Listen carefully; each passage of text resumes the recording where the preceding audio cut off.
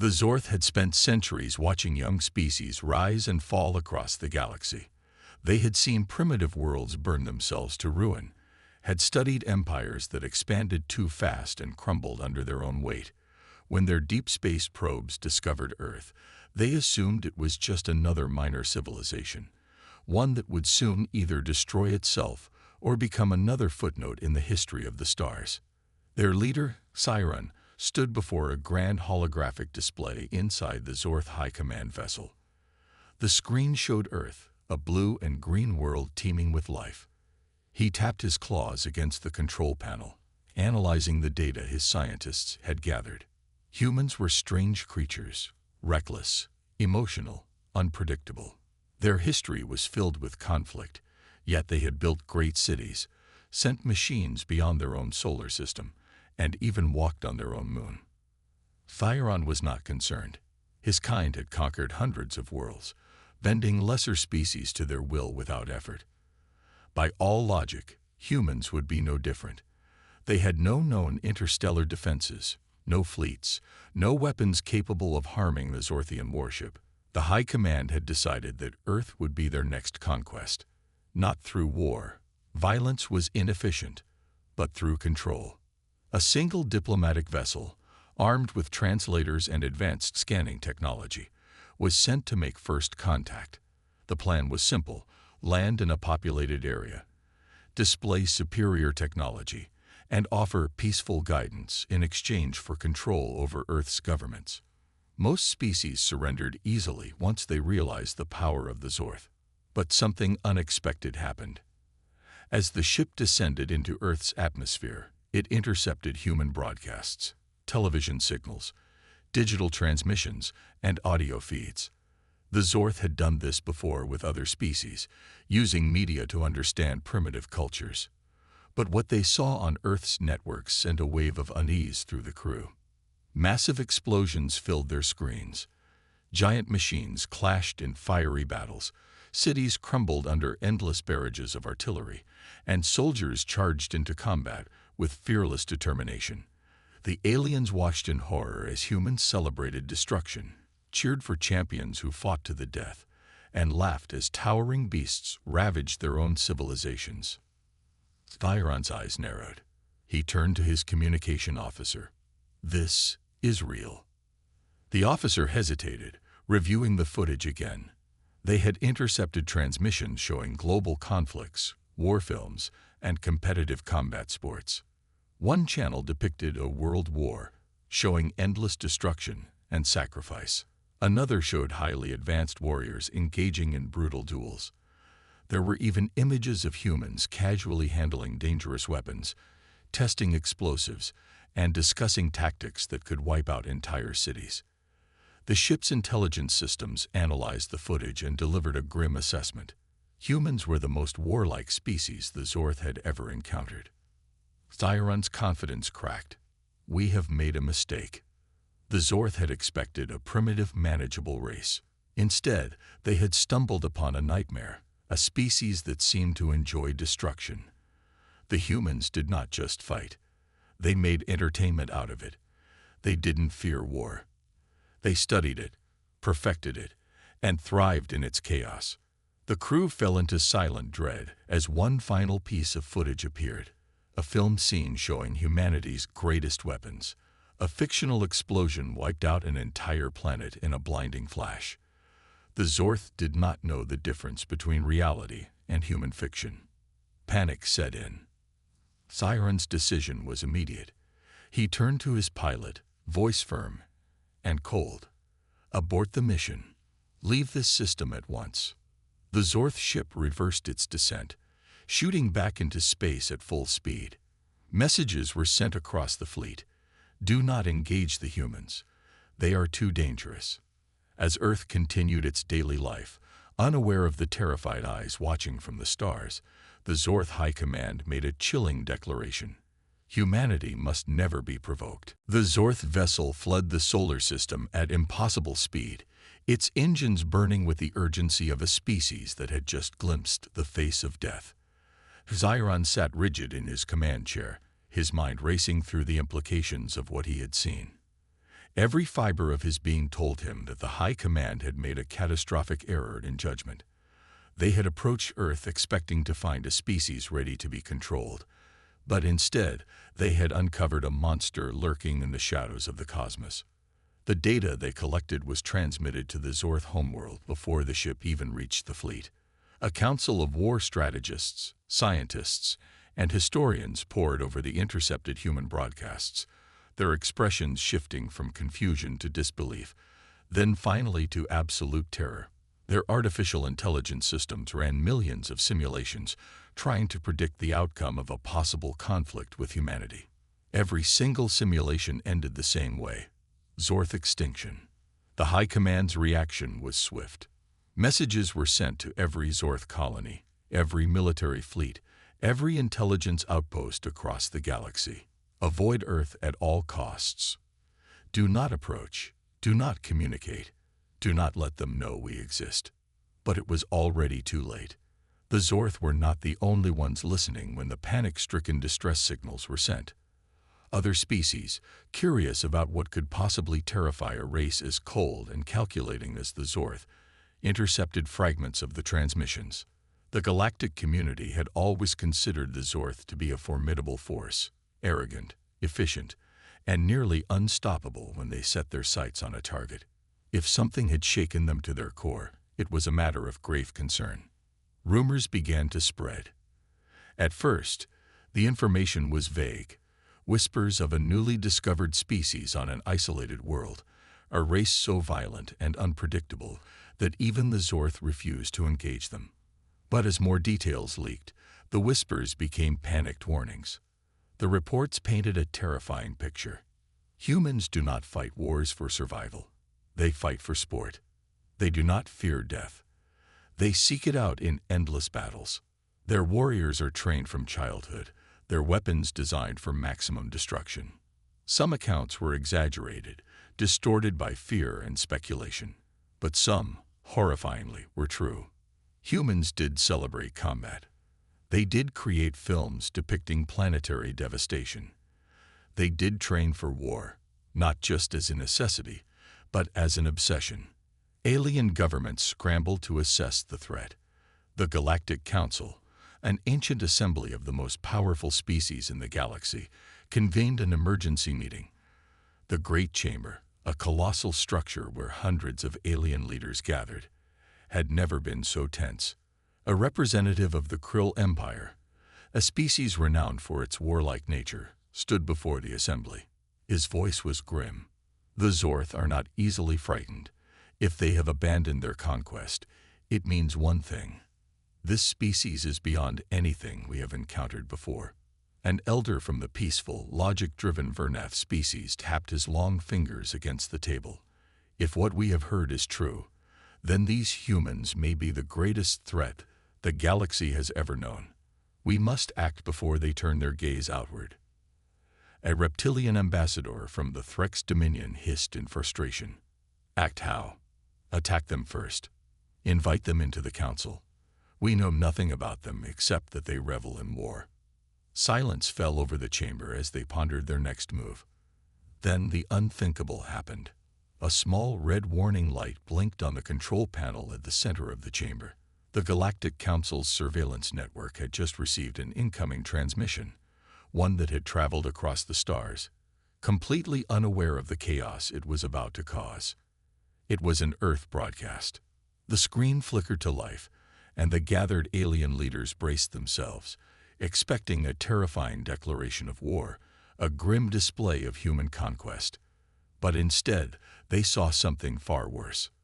A group of humans dressed in bright, colorful clothing stood in a large enclosed arena. One of them, a towering figure with bulging muscles, raised a metal chair above his head and brought it crashing down onto another human's back. The audience erupted in thunderous cheers. The wounded human groaned, then stood back up, seemingly unfazed. Moments later, he performed an impossible leap, slamming his entire body into his opponent. The Galactic Council watched in horrified silence as the event continued. A frail-looking insectoid representative from the Trellzone species clutched the edges of his chair. What? "What is this madness?" An AI assistant translated the human speech and displayed the words on a large holographic screen. "Welcome to the World Wrestling Federation.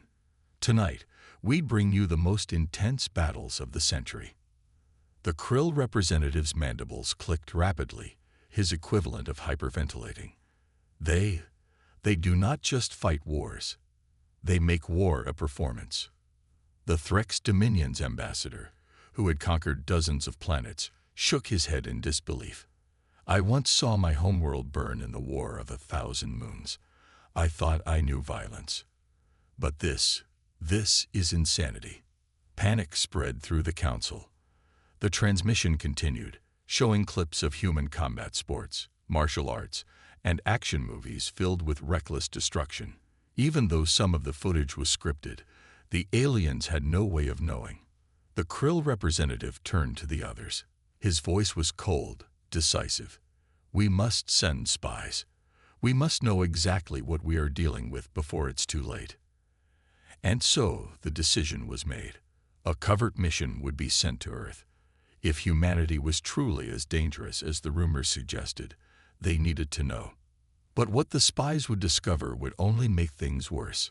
Vrak adjusted his disguise as his transport pod burned through Earth's atmosphere. The Krill Empire had chosen him for this mission because of his unmatched skills in infiltration and observation. For years, he had studied the behaviors of alien species, gathering intelligence for the Krill war machine. But this assignment was unlike anything he had ever faced. The Galactic Council had issued strict orders. Discover the truth about humanity. Are they truly as dangerous as the rumors suggest? As the pod's cloaking system engaged, Vrak maneuvered it toward a dark, unpopulated area. His sensors indicated a human city nearby. An enormous cluster of artificial lights, vehicles, and towering buildings. He landed silently in an empty industrial zone and activated his neural implant to translate human speech. If humans were as warlike as they seemed, he needed to blend in and observe without drawing attention. He emerged from his pod, shifting his posture to match that of a human. His advanced camouflage technology allowed him to appear like one of them. Tall, muscular, with a neutral facial expression. He wore simple Earth clothing, stolen from intercepted supply shipments. With careful steps, he entered the city. The first thing he noticed was the noise. Humans were loud, constantly talking, shouting, laughing, or arguing. Their massive metal machines, cars, they called them, roared through the streets, their blaring horns echoing between buildings. His sensory nodes struggled to filter out the overwhelming chaos. Vrak moved cautiously, staying in the shadows. He saw humans walking casually, some engaged in deep conversation, others staring at small glowing devices in their hands. He passed by groups of humans gathered outside buildings, watching large screens. He paused to observe. The screen displayed a battlefield. Humans in heavy armor, wielding weapons, advanced through smoke-filled ruins. Explosions erupted around them. The scene cut to a close-up of a grizzled commander barking orders before charging into battle with fearless determination. Vrak's blood ran cold. Was this a live transmission? Was Earth constantly engaged in war? The image shifted again, this time showing giant machines, piloted by humans, launching devastating energy blasts at each other. Cities crumbled. The audience watching the screen cheered wildly, as if enjoying the destruction. Vrak's mind raced. The humans were celebrating war. It was a form of entertainment for them. He moved deeper into the city, careful not to attract attention. He saw more signs of humanity's obsession with battle, walls covered in posters of warriors, advertisements for combat sports, and stores selling weapons that humans casually carried in their hands. Even unarmed, many of them seemed physically powerful, their bodies shaped by relentless training. Then he stumbled upon something even more alarming. A massive crowd had gathered outside an open stadium. Giant holographic displays announced the event. Heavyweight Championship, the fight of the century. Curious, Vrak blended in with the crowd and entered the arena. Inside, Tens of thousands of humans filled the seats, roaring with excitement. At the center of the arena, two massive humans stood face to face, muscles rippling with tension. The announcer's voice boomed through the stadium. "Ladies and gentlemen, prepare for the most brutal fight in history." The bell rang. The fighters lunged at each other with terrifying speed and power. Fists slammed into flesh, sending shockwaves through the air. Blood splattered. One fighter was knocked down, but immediately got back up, shaking his head as if the pain meant nothing. The crowd went wild, chanting for more violence. Vrak's hands trembled. This was their entertainment. These warriors were not fighting for survival or conquest. They fought simply for the thrill of combat. A group of humans next to him shouted and laughed, exchanging money. Gambling on combat was a common practice in brutal species, Vrak noted. But there was something different about these humans. They enjoyed the chaos. There was no fear, no hesitation, only excitement. Vrak activated his neural recorder. This was evidence the Galactic Council needed to see. If humanity could endure this kind of battle for fun, then what could they endure in actual war? He left the stadium, his mind spinning with information. But his mission was not over. The Council wanted military intelligence, not just observations of human culture. He needed to see their warriors up close. His scanners detected a high-security facility on the outskirts of the city, a military base. Under the cover of darkness, he infiltrated the perimeter with ease. Using his stealth technology, he slipped past patrols and security cameras. Moving through the base, he located a large training ground where rows of human soldiers stood, receiving orders from their commanding officer. Vrak watched closely as the humans trained. They performed hand-to-hand combat drills with terrifying efficiency. They operated advanced weaponry with precision, their eyes cold and focused. Unlike the warriors in the stadium, these humans did not fight for sport. They fought for mastery. He moved deeper into the base and entered a high-ranking officer's quarters. On a desk, he found stacks of documents and maps detailing military operations. He activated his translator and scanned the documents. His heart stopped when he read the words, "Planetary Warfare Strategies." He flipped through the files. The documents contained theoretical strategies for space combat, planetary invasions, and interstellar warfare. Had the humans already begun planning their expansion into the stars? Were they preparing to conquer the galaxy? Then he noticed a small handwritten note at the bottom of the page. It read, "If this ever becomes reality, we'll have to destroy the moon first." Vrak staggered backward. Destroy the moon. The humans had already considered the possibility of annihilating celestial bodies if necessary. He needed to leave. Now, as he slipped out of the base, he struggled to control his breathing. The reports were wrong. The Zorth had underestimated humanity, but even they did not realize the full extent of the danger. It wasn't just that humans were violent. It wasn't just that they celebrated war. It was that they had already begun preparing for the battles that hadn't even happened yet. Vrak's mission was complete. He had seen enough. By the time the sun rose over Earth, his cloaked vessel was already leaving the atmosphere. He would return to the Galactic Council with his findings. But deep in his mind, one thought haunted him. Had they discovered humanity in time? Or was it already too late? Vrak's vessel tore through space, its engines burning at full power. The mission had been a success, if success could be measured in raw, unfiltered terror. He had seen things no alien had ever witnessed before. Humanity was worse than the Zorth had feared, worse than the rumors, worse than the darkest nightmares of the Galactic Council. The Zorth had assumed humans were a young, reckless species with a taste for destruction. The truth was far more horrifying. Humanity was deliberate in its war-making. They trained for battles that had not yet begun, designed weapons for wars that did not yet exist, and studied violence with the precision of an art form. As his ship approached the Krill Empire's Central Intelligence Station, he transmitted an urgent message. "Prepare the Council. We must act immediately." The response was swift. By the time he landed, the Council's emergency chamber was already filled with representatives from every major galactic power. The room buzzed with nervous energy as Vrak entered. All eyes turned to him. The fate of the galaxy now rested on his report. He stepped forward, activating a holographic projection. It displayed his recordings, images of human warfare, their military strategies, their battle arenas where warriors fought for pleasure. The council members watched in stunned silence as they saw a species that had built a civilization not just around survival, but around conflict itself.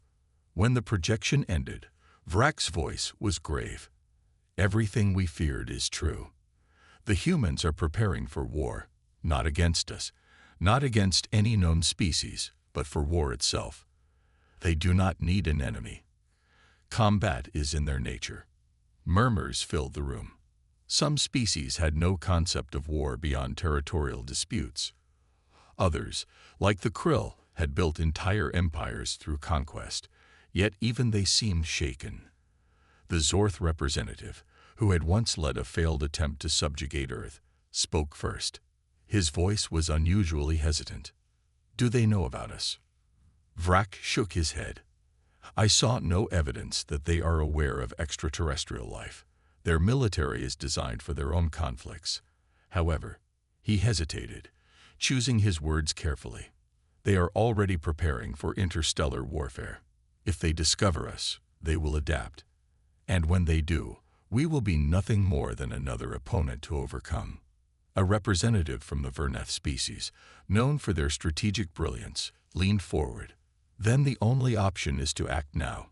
If we strike before they expand beyond their system, we can contain the threat." A sharp hiss of disagreement rippled through the chamber. The Threx ambassador, his scaled skin tightening in discomfort, shook his head. "You suggest war. Against them. You saw the simulations. Every outcome ends in disaster." The room fell into uneasy silence. A small, trembling voice spoke next. It came from the Trellzone ambassador, an insectoid creature with delicate limbs. Perhaps we could negotiate." Laughter erupted from the Krill side of the chamber, but it was forced, brittle. The very idea of negotiating with such a species seemed absurd. Yet, as the laughter faded, uncertainty remained. Vrak narrowed his eyes. Humans negotiate with each other only when they must, and when they do, it is always with an advantage in mind. They do not conquer through force alone. They manipulate. They deceive. They create alliances only to break them when it suits them. The Zorth representative nodded in agreement. "Yes, that is why they terrify me more than any empire we have faced. They do not just fight wars, they win them." The discussion grew heated. Some called for war before humanity could discover the stars. Others argued for isolation, hiding from Earth and hoping humans never found their way into the greater galaxy. A few suggested sending a false message to mislead them, to make them believe space was barren, uninteresting. But then, the chamber's main screen flickered. A new transmission had been intercepted. The council members froze. Their breath caught. Had Earth discovered them already?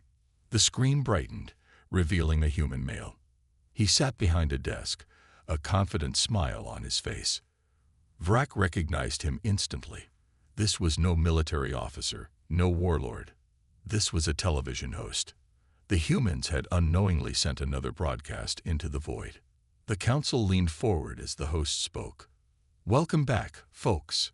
Tonight, we have something incredible for you." That's right. We're talking alien life. Scientists believe that if we ever encounter extraterrestrials, we'll have to be ready for anything. Could they be friendly? Maybe. Could they be dangerous? Definitely. That's why some experts believe we should prepare for war, just in case. After all, it's what we do best. He chuckled. The audience laughed along with him. But to the council, there was no humor in his words. The broadcast continued, showing humans discussing what they would do if they ever met aliens. Some spoke of diplomacy, others spoke of curiosity. But many, far too many, spoke of battle plans. The screen displayed images of hypothetical conflicts, Earth's military might, and weapons designed for enemies that didn't even exist yet. The council chamber was silent. The Vernath strategist broke the silence, his voice hollow. They are already planning. For us. The Krill ambassador clenched his fists. This is not an accident. This is inevitable. The moment they realize we exist, they will see us as either a threat or an opportunity, and I do not know which is worse. Vrak exhaled slowly. He had seen enough of humanity to know one truth. Humans were never unprepared. Finally, the Zorth representative stood. His voice carried the weight of finality. Then we must decide. Do we hide? Do we strike first? Or do we surrender to fate and hope the humans do not see us as prey? No one spoke, because, for the first time in galactic history, they did not know the right answer. The silence in the Galactic Council chamber stretched long and heavy, thick with uncertainty. No species in the history of the known universe had ever faced a dilemma like this. The usual solutions, diplomacy, war, subjugation, felt inadequate. Vrak stood at the center of it all, his mind racing. He had expected arguments, shouting, and desperate plans, but instead, the chamber remained frozen, every leader staring at the screen that had just played Earth's message. The humans did not even know they were being watched, and yet their words had already sent shockwaves across the galaxy. Finally, the Vernath strategist broke the silence, his voice measured but deeply unsettled. The humans are unpredictable. They prepare for war, but they also prepare for peace. They laugh at the idea of alien invasion, yet they design weapons for it. They celebrate battle, yet they mourn their dead.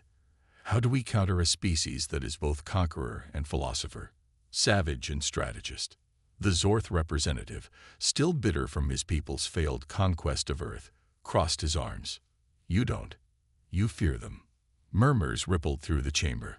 The Threx ambassador, a species known for their cold, calculated methods, clicked his sharp claws against the stone of his podium. Fear is useless. Fear does not solve problems. We need action. The Krill ambassador, leader of the largest empire in the galaxy, narrowed his reptilian eyes. Then what action do you suggest? The Threx tapped a claw against the table. We send a test. Vrak tensed. A test. The Threx nodded. We reveal ourselves, but only slightly. A controlled encounter. A subtle provocation. We gauge their response. If they react with hostility, we strike before they can advance into the stars. If they react with curiosity, we withdraw and reevaluate. The council erupted into debate. Some agreed, better to know now before it was too late. Others were horrified at the idea of provoking humanity, fearing it could accelerate the very disaster they were trying to avoid. Vrak remained quiet, considering. He had seen humanity up close. He had studied their warriors, their leaders, their people. He understood something these others did not. Humans did not react to threats the way other species did. They did not simply retreat or attack. They adapted. They learned. They evolved at a terrifying speed. Still, a controlled encounter would give the Council real data, not just fear-driven speculation. If humanity's first reaction was diplomacy, there might be hope. If their first reaction was aggression, then the galaxy would have no choice but to act before it was too late. Reluctantly, Vrak spoke. If we do this, it must be subtle. No grand fleets. No threats. A single ship. A small event. The Zorth representative scoffed. You think a single ship is enough to measure them? Vrak nodded. I do. Because if one ship is not enough, then nothing will be. The vote was cast. The decision was made. A test would be sent to Earth. The vessel chosen for the test was the Veil, a small but advanced reconnaissance ship from the Threx Empire. It had the technology to slip in and out of systems unnoticed, but this time it would allow itself to be seen. Just for a moment, just long enough for humanity to notice. The mission was simple: enter Earth's orbit, engage in a brief, controlled interaction, observe how humans react. The ship's crew, a team of elite operatives, prepared carefully. They would remain unseen, monitoring from orbit. Their only direct action would be a single brief anomaly, a visual glitch in the sky, a distortion that human instruments would pick up, just enough to spark a reaction. The ship entered Earth's orbit under full stealth. It drifted silently above the planet, scanning its surface. They could see everything: the glowing cities, the endless oceans, the storms rolling across continents. Then, at the designated moment, they deactivated their cloaking field for precisely 7 seconds. For those 7 seconds, the veil became visible, just long enough for Earth's satellites to detect an unknown object, just long enough for cameras to capture a faint, shimmering shape in the sky. Then it was gone. The operatives on board waited, watching their monitors, tracking communications across the planet. How would humanity react? The response was immediate. Within minutes, military networks lit up. Governments scrambled to identify the object. Civilian scientists and amateur astronomers, who had also caught a glimpse, flooded the internet with theories. Had it been a satellite malfunction, a meteor, a secret military test, or something else? Then the real chaos began. Television broadcasts exploded with speculation. Some news stations dismissed it as nonsense. Others fanned the flames of fear. Theories of alien contact spread like wildfire. Social media ignited, with millions of humans demanding answers from their governments. But it was not fear that dominated their response. It was excitement. Instead of hiding, humans searched. Instead of panicking, they joked. Instead of retreating, they wanted more. Governments sent jets to scan the skies. Private companies offered money for the first clear image of the UFO. A billionaire announced a personal funded space mission to make contact. The crew of the Veil watched in stunned silence. Other species, when faced with an unknown craft, would react with caution. Some would prepare weapons. Some would flee. Some would deny what they saw. Humans? They chased it. The Veil's commander, a veteran of deep space operations, turned to his crew. His voice was steady, but his expression betrayed his unease. They want to find us. The communications officer's hands trembled over the controls. Sir, they're already predicting where we might have gone. They're calculating possible trajectories. If we stay too long, they might. A warning signal flashed. One of Earth's ground-based observatories had launched a high-speed drone into the upper atmosphere. Its trajectory was perfectly aligned with where the Veil had been. Vrak, watching remotely from the Council's command center, felt his stomach tighten. No species had ever reacted this fast. This was not fear. This was the hunt. The Veil immediately activated its stealth drive and retreated from Earth's orbit. They had gathered enough data. The humans had proven their nature. The moment they sensed something unknown in their skies, they did not flee. They did not hide. They chased it. They searched for it. They wanted to know more. And worst of all, they had fun doing it. The moment the Veil left the system, a single message was transmitted back to the Galactic Council. A simple, undeniable truth. They are ready. The Galactic Council chamber was in chaos. The representatives of the great empires shouted over one another, their voices filled with disbelief and panic. The Veil's mission had not gone as expected. They had thought humans would be fearful, hesitant, slow to react. Instead, humanity had done the exact opposite. They pursued it. The Krill ambassador growled, slamming his fist against the table. They hunted it down like it was a game. The Threx commander, who had originally proposed the test, looked shaken. His people prided themselves on their strategic thinking, on knowing how species would react before they even made a move. But now, his cold yellow eyes flickered with something rare: uncertainty. They showed no fear, no hesitation. Vrak listened in silence, watching the arguments unfold. He had seen this coming, but even he was unsettled by the speed of humanity's response. No species had ever reacted that fast, that aggressively, that hungrily. The Zorth representative, still haunted by his people's failed invasion of Earth, spoke in a low voice.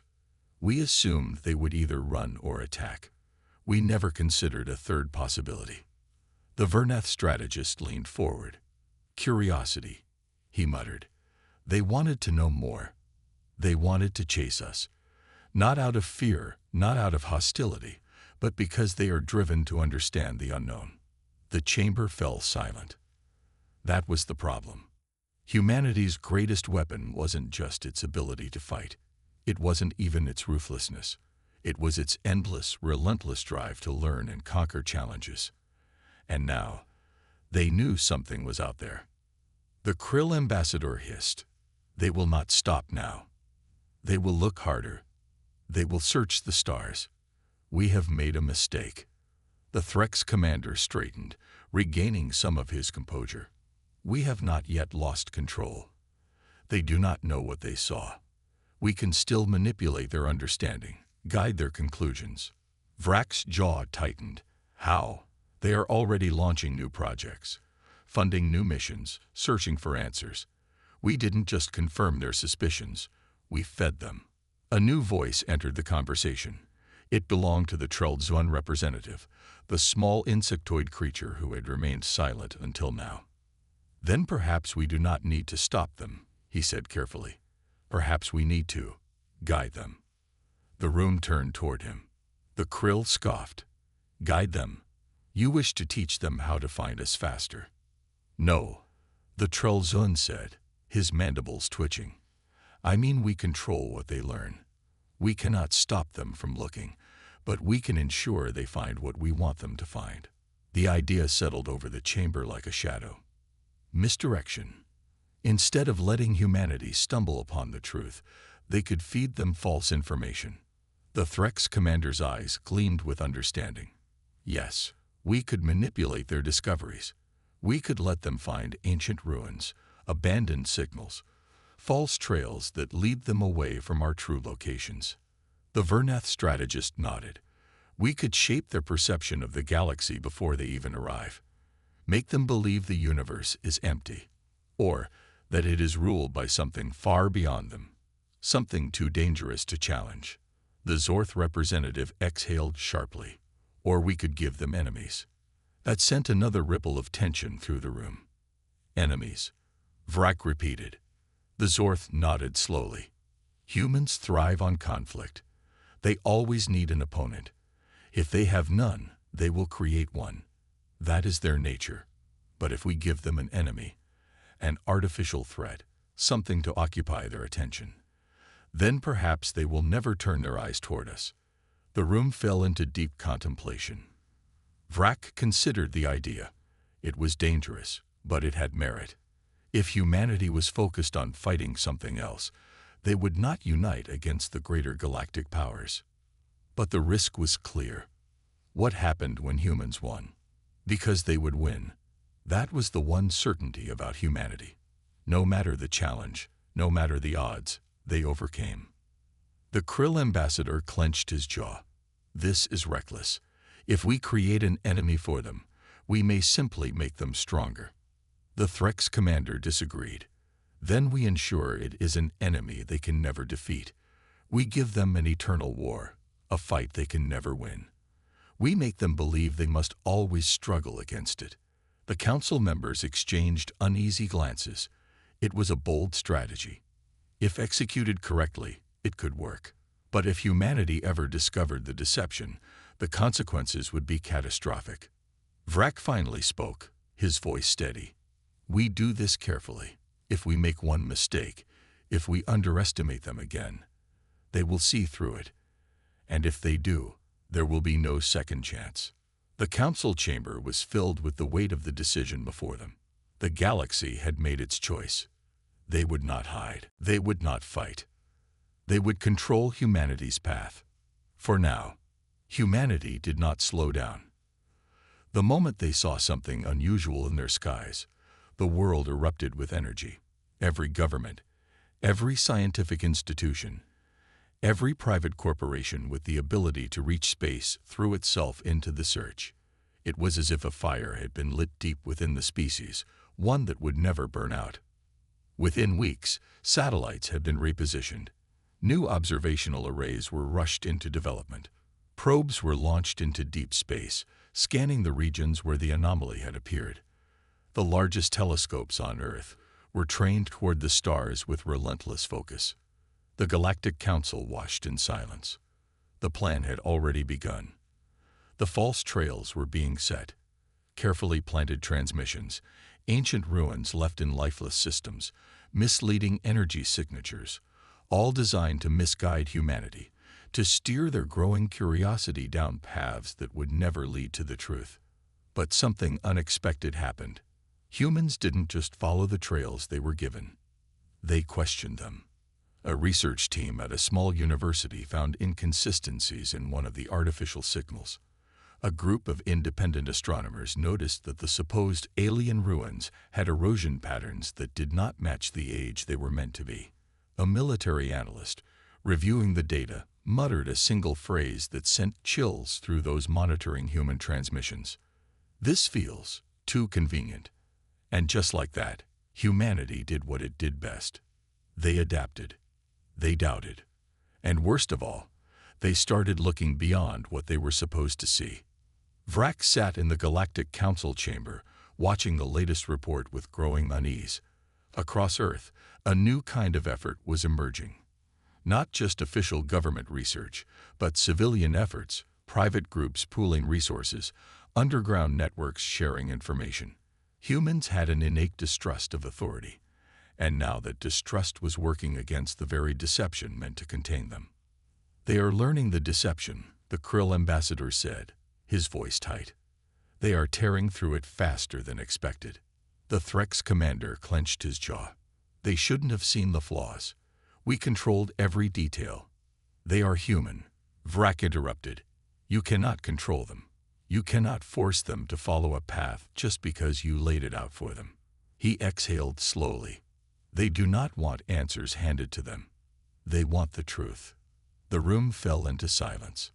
It was a disaster. The entire plan had relied on humanity being led, but humans did not follow paths blindly. When faced with something that felt too easy, they became suspicious. They questioned everything. They did not just solve problems. They challenged the very nature of the problem itself. The Krill ambassador's voice was filled with quiet dread. "We cannot stop them, can we?" Vrak said nothing for a long moment. Then, finally, he spoke the truth no one wanted to hear. No, the plan had failed. Humanity would reach them. Maybe not today. Maybe not tomorrow. But soon. And when they did, they would know the deception. They would remember that the galaxy had tried to manipulate them. The Zorth representative swallowed hard.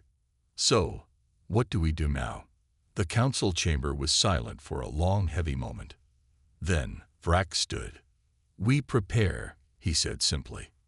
"For what?" the Threx commander asked. Vrak turned toward the vast display of the stars, his eyes dark with certainty. "For them.